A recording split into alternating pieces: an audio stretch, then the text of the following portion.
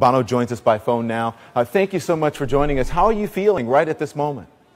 Oh, we're feeling great, actually. I mean, it's a sort of cautious joy at the same time because, you know, though she's out in the world in a way that we need her to be, she's perhaps more vulnerable there if they should want to take advantage of her being outside her own four walls. So very excited, very thrilled at, you know, at the possibility that this might be the beginning of some sort of rational discussion with the people of Burma by the military junta, but we're not sure. You know, we have to wait and see. There's 2,202 political prisoners still in prison for the crime of believing in election results. So until they start to release those prisoners, we won't really heave a sigh of relief, and neither will she. So, Bono, it's cautious optimism, but here's my question. People know about you and your charitable work for Africa and what you do for HIV/AIDS and you being an activist for at least that part, but we didn't really know much about your feelings on Burma and on Myanmar and on Aung San Suu Kyi. Why is this so important to you?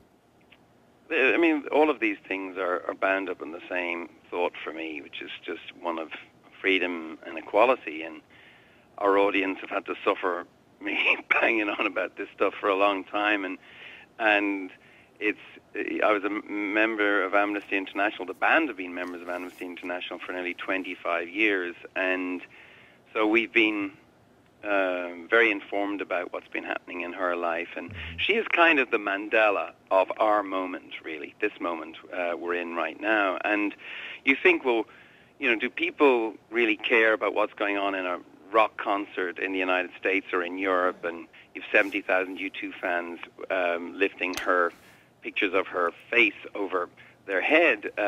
You know, what does that mean? Does it mean anything? But what we've learned from being members of Amnesty is these kind of tin pot dictators are actually quite vain. They're vainer than rock stars. They really do read all their press. You think, you know, Kim Jong-il doesn't read his press. He does. Yeah. And the military junta in Burma absolutely do. They care about what people are thinking. So when the international community keeps her front and center in the media, you know, CNN have done a great job on this, it really does count. Yeah, listen, you wrote a letter about why you wrote the song Walk On that we played a little bit of, and it was said to honor her, and quote, this is what you said. You said, "This amazing woman who put family second to country, who, for her convictions, made an unbearable choice not to see her sons grow and not to be with her husband as he lost his life to a long and painful cancer. Suu Kyi, with an idea too big for any jail and a spirit too strong for any army, changes our view, as only real heroes can, of what we believe to be possible."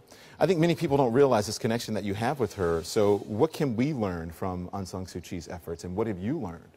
Oh, you know, the grace, really. She's a character of great grace. Maybe that's what she has in common with Nelson Mandela. Her struggle has become a symbol of what's best about our humanity and worst. But she has managed to just keep this kind of calm in the middle of the storm, and I think that's why people are so attracted to her. Of course, it's the courage and conviction. That have you spoken to her today? No, I have not. And you know, we've met her family and spoken to her family recently, but not today. But I was speaking to the Burma Action people, and they were thrilled, and they're having a moment tonight. But you know, she was released before, yes. And at that point, I think it was 2002. She was released in 95 once and put back in prison. She was released in 2002 once, put back in prison. The worry is that there's no real negotiation going on at the moment. In 2002, the UN were negotiating with her, or with the military junta. It was an envoy from the UN.